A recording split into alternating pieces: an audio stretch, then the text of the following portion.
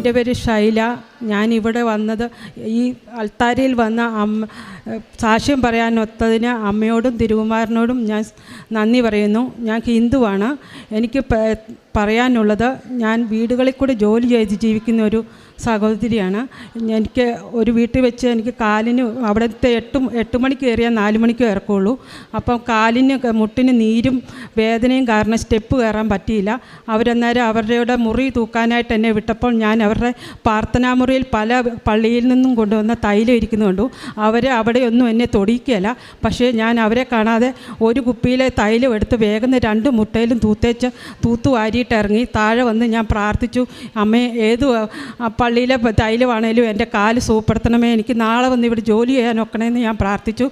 പക്ഷേ പിറ്റേ ദിവസം എൻ്റെ കാലിൻ്റെ വേദനയും പോയി, നീരും പോയി, എനിക്ക് ജോലി ചെയ്യാനും സ്റ്റെപ്പ് കയറാനും പറ്റി. അതുപോലെ തന്നെ എനിക്ക് ഞാൻ ആ ഒരു തൈലം പിറ്റേ ദിവസം ചെന്ന് ഞാൻ നോക്കി ഏത് പള്ളിയിൽ നിന്ന് കിട്ടിയതാണ്. അപ്പം കൃപാസനം എന്ന് എഴുതിയിട്ടുണ്ട്. ഞാൻ കൃപാസനത്തെക്കുറിച്ച് അത് കേട്ടിട്ടുണ്ട്, പല പ്രാവശ്യം കേട്ടിട്ടുണ്ട്. പക്ഷേ ഇത്രയും ശക്തിയുള്ള മാതാവാണെന്ന് എനിക്കറിയത്തില്ലായിരുന്നു. അപ്പം എനിക്ക് കൃപാസനത്തിൽ വരണമെന്ന് പല പ്രാവശ്യം ആഗ്രഹം ഉണ്ടായി. അങ്ങനെ ഞങ്ങൾ 3 സഹോദരികൾ കൂടി ഇവിടെ വന്നു ഉടമ്പടി എടുത്തു. ഉടമ്പടി എടുത്തതിൽ എനിക്ക് മാത്രമേ അനുഗ്രഹം ദൈവം തന്നുള്ളൂ. ഞാൻ ഉടമ്പടിയിൽ 6 നിയോഗങ്ങൾ വെച്ചിരുന്നു. ആ 6 നിയോഗങ്ങളിൽ 3 എനിക്ക് സാധിച്ചു കിട്ടി. എൻ്റെ വീട്ടിലോട്ട് ഇറങ്ങണമെങ്കിൽ റോഡിൽ നിന്ന് 6 സ്റ്റെപ്പ് ഇറങ്ങണം. ആ സ്റ്റെപ്പിൽ നിന്ന് ഞാൻ 2 തവണ വെള്ളക്കലമായിട്ട് വീണു. പക്ഷേ അമ്മയുടെ കൃപയാൽ എനിക്കൊരു ആപത്തും പറ്റിയില്ല. സ്റ്റെപ്പിൽ നിന്ന് വീണാൽ ഞങ്ങളുടെ തിണ്ണയിലോട്ടാണ് തലയടിക്കുന്നത്. എന്നാലും അമ്മ എന്നെ കൈകളിൽ എടുത്ത് ഒരു കുഴപ്പവുമില്ലാതെ എന്നെ അമ്മ സുരക്ഷിതയാക്കി. അപ്പം ഞാൻ അമ്മയോട് എപ്പോഴും പ്രാർത്ഥിക്കുമായിരുന്നു, അമ്മ എനിക്കൊരു നല്ലൊരു സ്ഥലം തരണമേ, ഞാൻ പ്രായമായി വരും, എനിക്ക് ആരുമില്ല, 3 ആമക്കളാണ്, അവരൊന്നും എന്നെ സഹായിക്കത്തില്ല.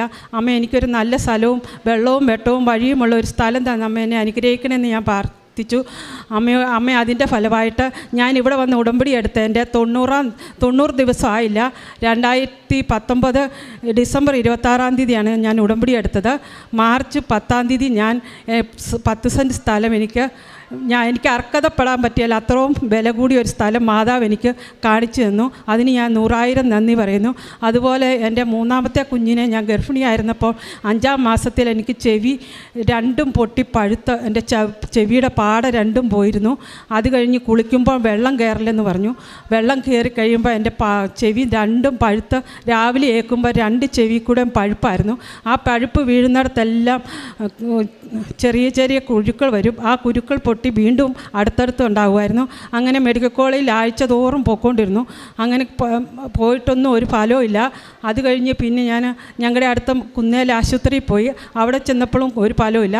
അത് കഴിഞ്ഞപ്പോൾ ഞാൻ ഇതുപോലെ അമ്മ മാതാവിനോട് പ്രാർത്ഥിച്ചു, അമ്മേ എനിക്ക് ചെവിക്ക് കേൾവിക്കുറവുണ്ട്, എൻ്റെ ഇതുപോലെ ഈ കുരുക്കളും മാറ്റി തരണേന്ന് പ്രാർത്ഥിച്ചു. പക്ഷേ ഭയങ്കര ചൊറിച്ചിലായിരുന്നു.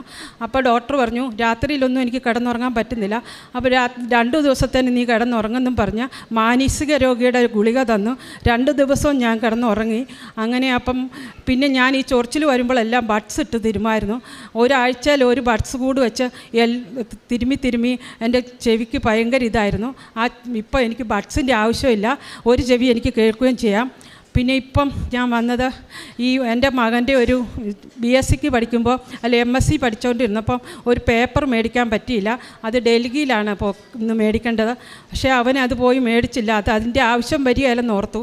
എന്നാലും അവന് ജർമ്മനി പോകണമെന്ന് വന്നപ്പോഴത്തേനും ആ പേപ്പറില്ലാതെ ഒരു പേപ്പറും മുമ്പോട്ട് നീക്കാൻ പറ്റിയില്ല. ഞാൻ പറഞ്ഞു, അമ്മയുടെ അടുത്ത് പോയി നീ അവിടെ പോയി ഉടമ്പടി എടുക്കും, നിനക്ക് പറ്റും, അമ്മ നിന്നെ സഹായിക്കും. പക്ഷേ അവനൊരു ശകലം പുറകോട്ടാണ്. പ്രാർത്ഥനയിൽ ഞങ്ങൾ ഹിന്ദുക്കളായതുകൊണ്ട് അവന് പുറകോട്ടാണ്. എന്നാലും ഞാൻ അമ്മയോട് പ്രാർത്ഥിക്കുമായിരുന്നു, അമ്മേ എത്രയും പെട്ടെന്ന് എനിക്ക് ആ പേപ്പർ ശരിയാക്കി തരണമേ, എൻ്റെ കുഞ്ഞ് പോയി രക്ഷപ്പെട്ടാലും ഞങ്ങളുടെ കുടുംബം രക്ഷപ്പെടുകയുള്ളൂ. അമ്മ മാതാവിനോട് ഞാൻ പ്രാർത്ഥിച്ച് ഇവിടെ വന്ന് 2023 ഡിസംബർ 16-ാം തീയതി വന്ന് ഞാൻ ഉടമ്പടി എടുത്തു. അമ്മയെ ഡേറ്റ് ഇട്ട് ഞാൻ പ്രാർത്ഥിച്ചു, അമ്മയെ ജനുവരി 15 മുമ്പിനായിട്ട് ആ പേപ്പർ എനിക്ക് തിരിച്ചു തരണമേ. അമ്മയുടെ ശക്തിയാൽ അവർക്ക് മനസ്സ് തോന്നി ഈ മെയിൽ അയച്ചാലും അവർ നോക്കത്തുള്ളൂ, അയച്ചു തല്ലാതെ സെപ്റ്റംബറിൽ കിട്ടേണ്ട പേപ്പറാണ്. സെപ്റ്റംബർ കഴിഞ്ഞിട്ട് ഡിസംബർ 15 വന്നില്ല. അപ്പം ഞാൻ ഇവിടെ വന്ന് ഉടമ്പടി എടുത്തതിൻ്റെ ഫലമായിട്ട് എനിക്ക് ജനുവരി 16-ാം തീയതി പേപ്പർ വന്നെന്നും പറഞ്ഞ് മകൻ വിളിച്ചു പറഞ്ഞു. അത് കഴിഞ്ഞപ്പോഴത്തേനും പേപ്പറുകളെല്ലാം ജർമ്മനിക്ക് ഓരോന്നും അയക്കാൻ തുടങ്ങി. അപ്പം അവൻ്റെ പേരിൽ 10,30,000 രൂപ ഡിപ്പോസിറ്റ് ചെയ്താൽ മാത്രമേ അവന് ജർമ്മനിക്ക് പോകാൻ പറ്റുള്ളൂ. ഞങ്ങളുടെ കയ്യിൽ കുറച്ച് സ്വർണം മാത്രമേ ഉള്ളൂ. അപ്പോൾ എൻ്റെ അമ്മ മാതാവ് തന്നെ 10 സെൻറ്റ് സ്ഥലം ലോൺ വെച്ചിട്ട് ഇവനെ വിടാമെന്നാണ് ഓർത്തത്. അവിടെ ബാങ്കിൽ ചെന്നപ്പോൾ ഒരുപാട് പേപ്പേഴ്സ് എല്ലാം ശരിയാക്കാനുണ്ട്. അപ്പോൾ അങ്ങനെ ആ പേപ്പേഴ്സിന് ഞാൻ ഓടി 3 ആഴ്ചയായി നടക്കാൻ തുടങ്ങിയിട്ട്. ഇന്നലെയാണ് അതെല്ലാം ശരിയായത്. പക്ഷേ ഇന്നലെ 3 മണിക്ക് മുമ്പായിട്ട് മോൻ്റെ അക്കൗണ്ടിൽ 10,30,000 രൂപ ഇടണം. എന്നെക്കൊണ്ട് കഴിവില്ല. എൻ്റെ ഭർത്താവിൻ്റെ കാലിന് സുഖമില്ലാത്തതാണ്. എൻ്റെ ഭർത്താവ് ബാർബർ ജോലിയാണ് ചെയ്യുന്നത്. ആ പുള്ളിയോട് ഡോക്ടർ പറഞ്ഞേക്കുന്ന കാലിന് റെസ്റ്റ് കൊടുക്കണമെന്നാണ്. അതൊന്നും വകവെക്കാതെ ആ പുള്ളി പിന്നെയും എൻ്റെ ഭർത്താവ് അതുപോലെ തന്നെ ജോലി ചെയ്യും. എൻ്റെ മക്കൾ പോയി രക്ഷപ്പെട്ടാൽ ഞങ്ങളുടെ കുടുംബം രക്ഷപ്പെടുമല്ലോ എന്ന് ഓർത്താൽ കാല് ഒരു നാരങ്ങാ മുഴുപ്പ് കുഴിഞ്ഞങ്ങ് നിൽക്കുകയാണ്. എന്നാലും ആ കാലിൻ്റെ വേദനയൊന്നും കൂട്ടാക്കാതെ പുള്ളി ജോലിക്ക് പോയി. അപ്പം ഞങ്ങളുടെ നല്ലവരായ നാട്ടുകാരോട് ഞങ്ങൾ ഓരോ വീട്ടിലും കയറി പറഞ്ഞു എൻ്റെ മകൻ. അപ്പം ഞങ്ങളെ അറിയാവുന്ന അവിടെ എല്ലാം ഒരുമാതിരി മുതലാളിമാരാണ്, അവരെല്ലാം സഹായിക്കാമെന്ന് പറഞ്ഞു. ഇന്നലെ രാവിലെ ആയപ്പോഴത്തേനും ഞങ്ങൾക്ക് 10,30,000 രൂപയ്ക്ക് 40,000 രൂപയുടെ കുറവുള്ളായിരുന്നു. അമ്മ മാതാവ് എൻ്റെ 3 കൃത്യം 2:30 ആയപ്പോഴാണ് ഞാൻ കാനറായി ബാങ്കിൽ ചെല്ലുന്നത് അവൻ്റെ പേരിലോട്ടിടാൻ. അപ്പോൾ ഞാൻ അവിടെ അക്കൗണ്ട് എടുത്താൽ മാത്രമേ എനിക്ക് അങ്ങോട്ട് ഇടാൻ പറ്റുള്ളൂ. പലരും എൻ്റെ അക്കൗണ്ടിലോട്ടാണ് ഇട്ടിരുന്നത്. അതെല്ലാം ട്രാൻസ്ഫർ ചെയ്യണമെങ്കിൽ ഞാൻ അവിടെ ചെന്നപ്പോൾ 2:30 ആയി. അപ്പോൾ എന്നോട് പറഞ്ഞു 3 മണിയാകുമ്പോഴത്തേനും ഒരിക്കലും ചേച്ചി ഇടാൻ പറ്റത്തില്ല. ചേച്ചി ഒരു കാര്യം ചെയ്യും, ഞങ്ങൾ പൈസ തരാം, നിങ്ങൾ വേഗം ഫെഡറൽ ബാങ്കിൽ ചെല്ലുക, അവിടെ ചെന്ന് അവർ വേഗം ട്രാൻസ്ഫർ ചെയ്തോളൂ എന്ന് പറഞ്ഞു. ഞങ്ങൾക്ക് അന്നേരം കാശ് തന്ന് ഞാൻ അവിടെ ചെന്ന് പൈസ ഇട്ട് 3:10 ആയപ്പോഴത്തേനും എൻ്റെ മോൻ്റെ അക്കൗണ്ടിൽ പൈസ കയറി. ഇനിയിപ്പോൾ അവന് ഏപ്രിൽ 15-ന് മുമ്പായിട്ട് ജർമ്മനി പോകാൻ ഒക്കും. ഇത്രയൊക്കെ അമ്മ എന്നെ സഹായിച്ചു. പിന്നെ ഞാൻ കൂടുതലും പ്രാർത്ഥിച്ചത് ബൈബിളും ജപമാലയുമാണ്. നമുക്ക് ഹിന്ദുക്കളായ കൊണ്ട് എനിക്ക് അധികം പ്രാർത്ഥിക്കാനൊന്നും അറിയത്തില്ല. എങ്കിലും ഞാൻ വിശ്വാസ പ്രമാണം ചൊല്ലുമായിരുന്നു. എനിക്ക് അറിയാവുന്നവരോടല്ല എനിക്ക് കിട്ടിയ വരദാനത്തെക്കുറിച്ച് ഞാൻ പറയുമായിരുന്നു.